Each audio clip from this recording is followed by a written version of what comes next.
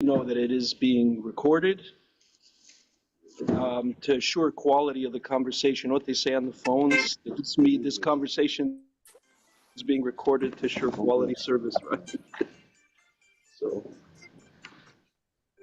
there you go. See, just approve. All right. See, there's a 5-second lag in case somebody swims. Daddy, whose hairs? Live. When you go live with YouTube, people once told me that. And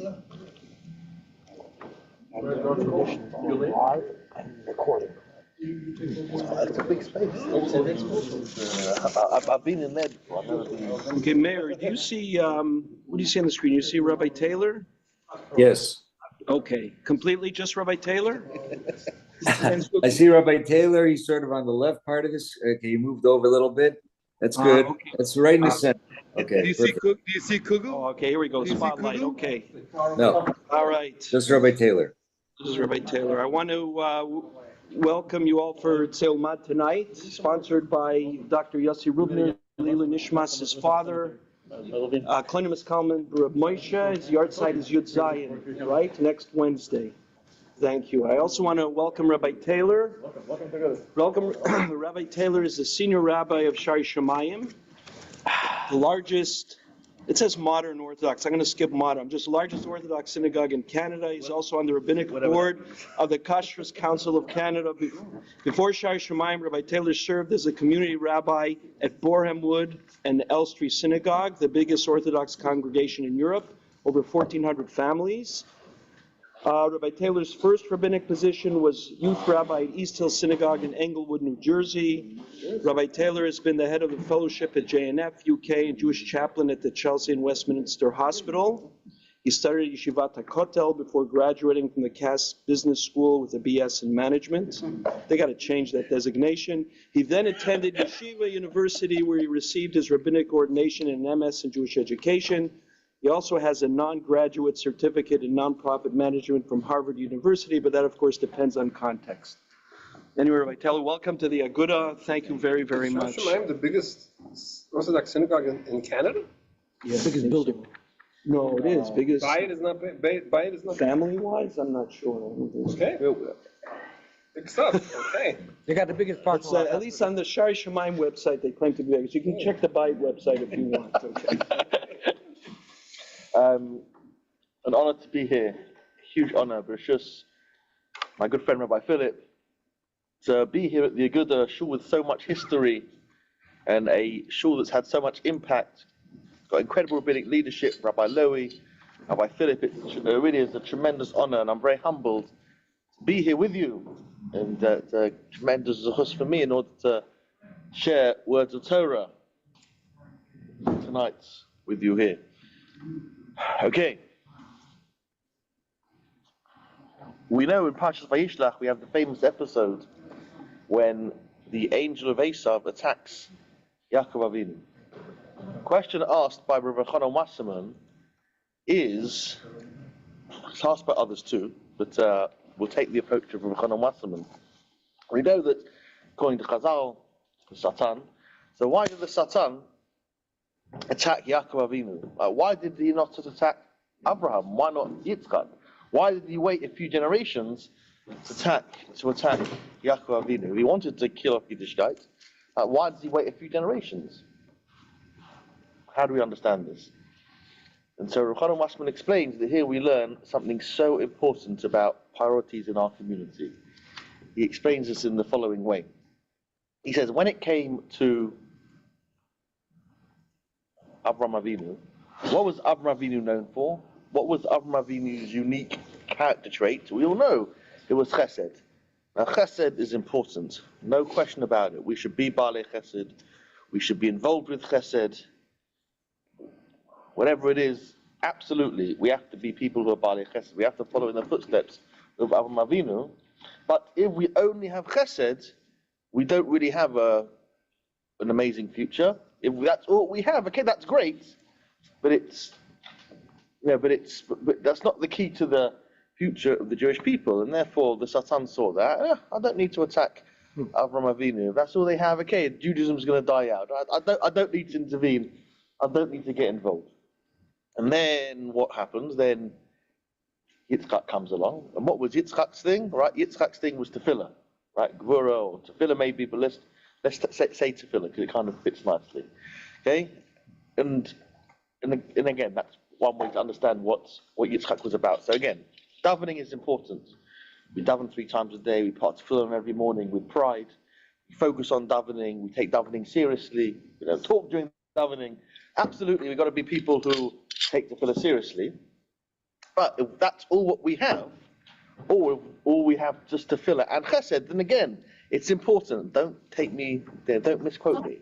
These things are important, right? Absolutely, these things are essential to our community, essential to any Torah community, right? But if that's all what we have, then we don't have a great future. That's not the key to our future. So again, the Satan was like, you know what? I don't need to attack Yitzchak. You know, if that's what they have, then they're going to die soon. They're not going to have a great future. Again, I don't need to get involved. And then what happens? Who comes along after that? Yaakov Avinu comes along. Who was Yaakov? Yaakov was Ishtam Yoshev Halil. Yaakov was the person who was all about Torah learning, who was all about education. And we all know that when it comes to the future of Klal Yisrael, it's all about Torah, it's all about education, right? And the Satan knew that, and therefore that's why he got involved and attacked Yaakov, because he was threatened. He wasn't threatened by Abraham, he wasn't threatened by Yitzchak, he wasn't threatened by Chesed, wasn't threatened by Tefillah, but he was threatened by education, he was threatened by authentic Torah. And for that, when he saw that would be the legacy of Yaakov Avinu, that's when he got involved, and that's when he realized that he had a job to do. Because the thing is, sometimes we learn what's strategically important from our enemies. Right? When you're at war, what happens, right? So in World War II, so the Germans attacked the things that are hugely important for the British, right? The ports, and the reason why Coventry was totally destroyed, because that was where they used to manufacture the RAF warplanes, right? Sometimes you learn from our enemies what's most important, and this is an example of that. From the Satan, from the angel of Esav, we learn what is the most important for our community, what is strategically the most vital asset, what is the key to our future, and that is education. Yaakov, the Ish, Tam Yoshev Alim. So yes, we should be Baalei Chesed. Absolutely, we should be Baalei Chesed. Yes, absolutely, we take tefillah seriously. No question about it.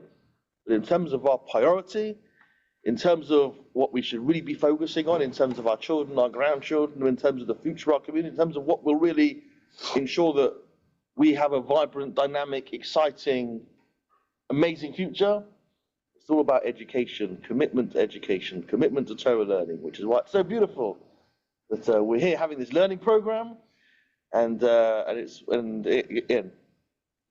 this important lesson that we learn from this episode.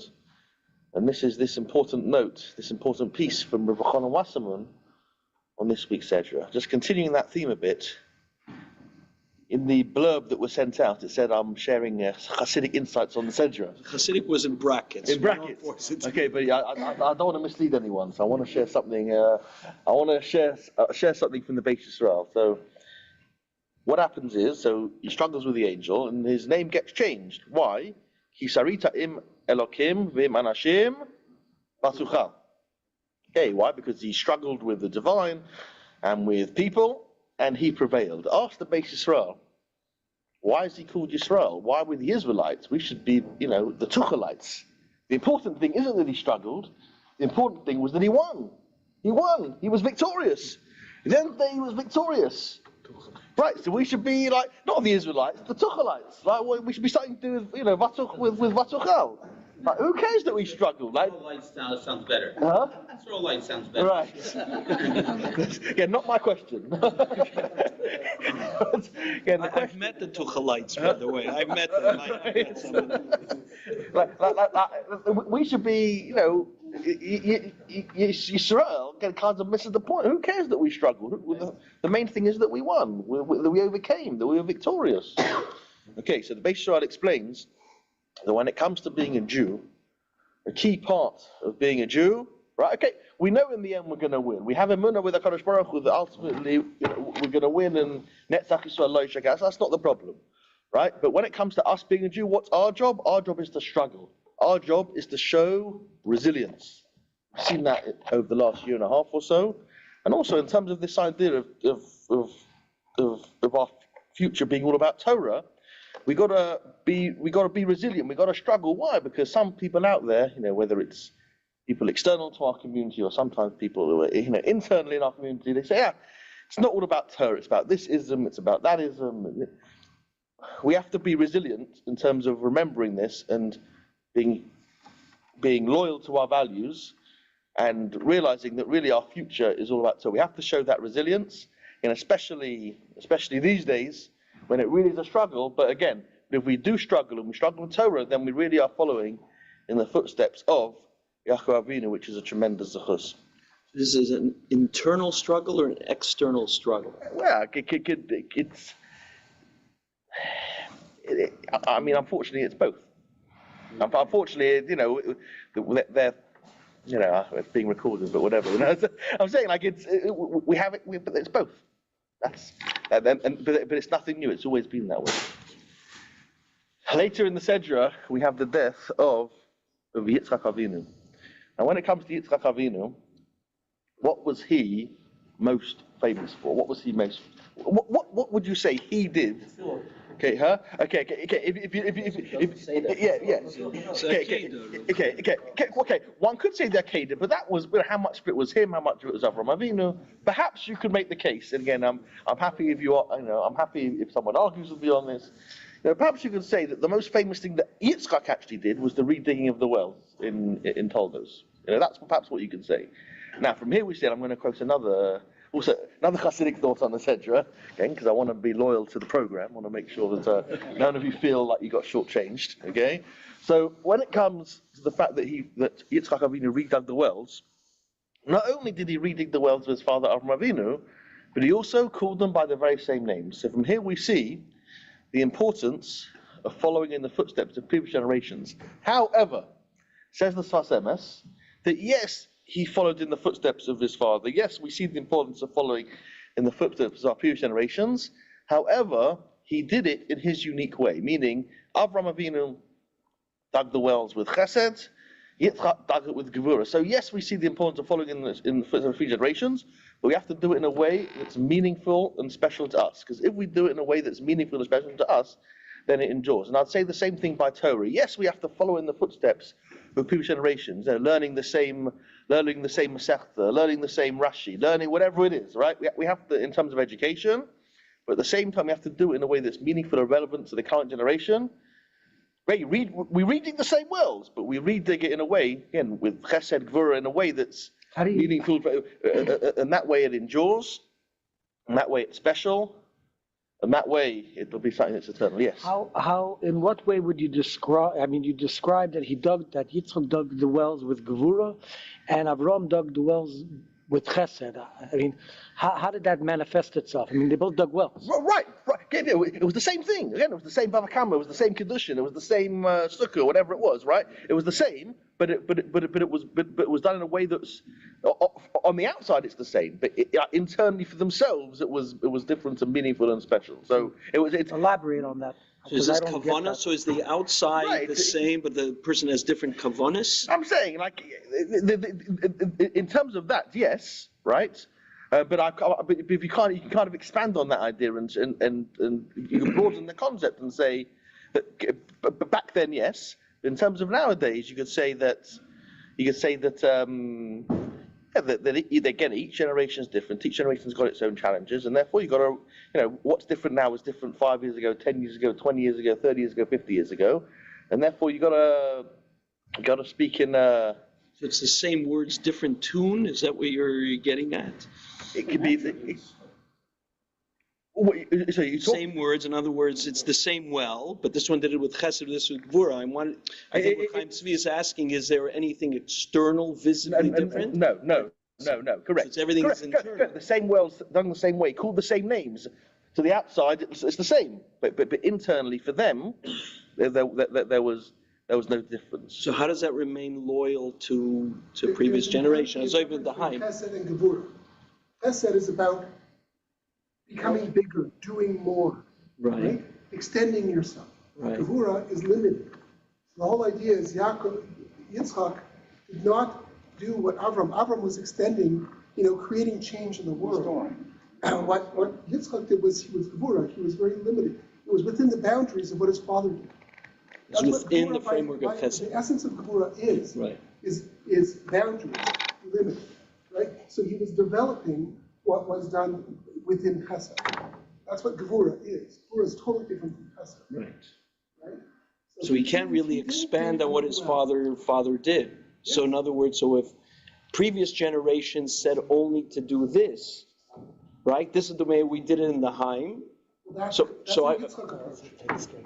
That's Yitzchak approach. Yitzchak approach to do exactly the same as what the previous generation did. So if they didn't eat gebrocks, I shouldn't eat gebrocks. Now you're being a little bit complicated. You're saying every generation is using their tools, their tchunas hanefesh, to be able to build on what the foundation, the previous foundation. Yeah, but how does it manifest itself in something practical? I think that's what Chaim Tzvi is touching on, or is it exactly the same? We're learning the same Gemara, but if you change the tune, if you change a little bit from within, doesn't that change it also from without? I'm sorry. The end result's the same, but how you get there might be. Chassidus was a new way of avoiding. You're talking about. I know, but Chassidus is not new. Chassidus was given then, but it was just revealed. Chassidus came into the world, and that was a new mahalach and avodas HaKodesh. I'm thrilled because it means that everyone's listening and engaging. And, No, he's saying it's a change. It makes it. So, but ultimately, is it a change? Chassidus is not a change from what was before? You Of course tell me Chassidus was a I change. think it is. It's a different approach. It's adapting what works at different times, different people. That's what Chassidus was. Again, the way a Rebbe teaches Gemara now is different from how it was, Sure. Doesn't have a stick.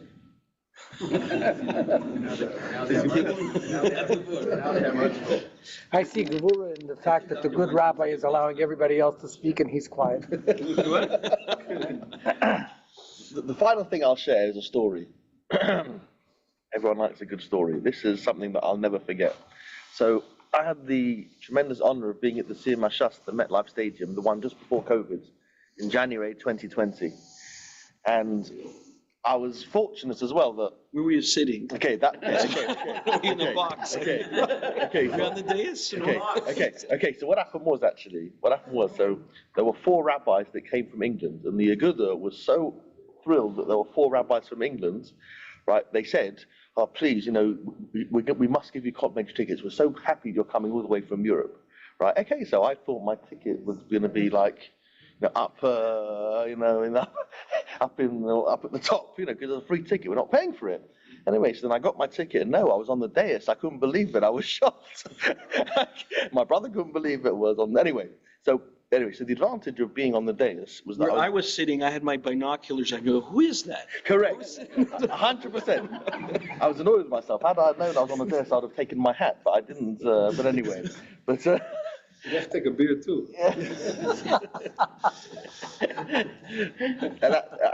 that as well.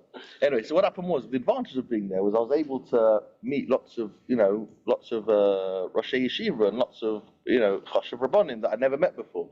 Anyway, so I was sitting near to Rav Shmuel Kamenetsky, and I'd never met him before, and I really wanted to meet him. Anyway, so what happened was, so he spoke, and then he left early. And I saw that he was going a certain way, right? And I kind of calculated that if I was to stand in a certain place, then when he was coming with his entourage, if I held my ground, I'd be able to maybe get a few seconds with the Shmuel Kamenetsky. Anyway, so everything went according to plan. I stood in a certain place. Even though people were pushing, I made sure to stand my ground. And then, after a few minutes, I came face to face with Shmuel Kamenetsky. Anyway, and obviously the guy who was next to him, his shamus was like not happy with me because he was trying to usher the Rosh Yeshiva out of the stadium. Anyway, and I said to the Rosh Yeshiva, I said, I've come all the way from England, and I'd love to have a bracha from the Rosh Yeshiva. Right, so he tells, so Kamenetsky tells the guy next to him to let go. Problem was, then I had to think quickly, what bracha am I going to ask from Rosh Kamenetsky? Anyway, so the Siyad B'Shmaya came out of my mouth, and I said to the Rosh Yeshiva, I said, I'd love to have a bracha that I should be Mitzvah Shem Matzliach in my Limud Torah. That's the bracha that I'm asking. And I'll never forget what he said to me. He said to me, you think you can achieve this in your Limud Torah? No way. You can achieve that, and that's the bracha that I'm giving you. And then he walked away, and I was like, I don't think Rav Kamenetsky was speaking just to me.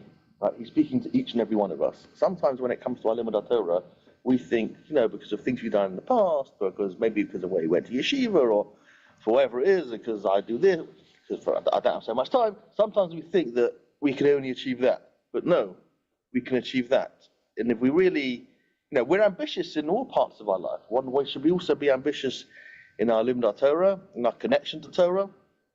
Again, sometimes we limit ourselves, we think that only that's possible, when really that's possible. So just in conclusion, just the 4 things that we've covered. Number 1, yes, we're Baalei Chesed, yes, we take tefillah seriously, but ultimately, in terms of what's the key to the future of our people, in terms of what should be our priority, what it's all about, right? It's all about Torah, focusing on education, Yaakov being the Ishtam Yoshev Alim, and we have to be resilient, right? We're not the Tuchelites, we're the Israelites, right? It's all about being resilient, and yes, we live in a world where people tell us all different things, and they try and tell us, no, it's this ism, it's that ism, no, but we have to be resilient in terms of this legacy of Yaakov Avinu. We have to follow in the footsteps of future generations in terms of Torah, but at the same time do it in a way that's, again, the end result might be the same, but do it in a way internally that's meaningful and special for us. That way it endures. And at the same time, we have to be ambitious. Don't aim for this, aim for that. Again, Rav Kamenetsky wasn't just speaking to me, but he was speaking to each and every one of us. It's only through you that he's speaking to everybody. Did you get a selfie with him?